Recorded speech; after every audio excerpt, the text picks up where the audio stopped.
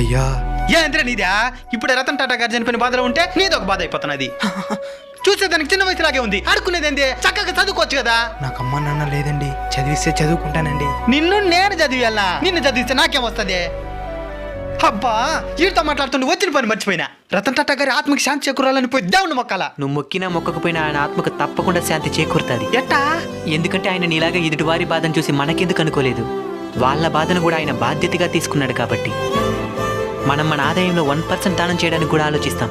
అలాంటిది తన ఆదాయంలో 60 నుంచి 65% దానం చేయగలిగే గొప్ప మనసున్న ఏకైక వ్యక్తి రతన్ టాటా గారు.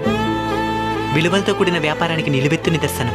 ఒక కుటుంబానికి ఆపదొస్తే పెద్ద కొడుకు అడ్డుపడినట్టు మన దేశానికి ఏ ఆపదొచ్చినా అడ్డు నిలబడే పెద్ద కొడుకు ఆయన. ఈ రోజు ఆయన మన మధ్య లేకపోవచ్చు, కానీ ఆయన నేర్పించిన విలువలను మనం పాటించగలిగితే ఆయన ఎక్కడున్నా సంతోషిస్తారు.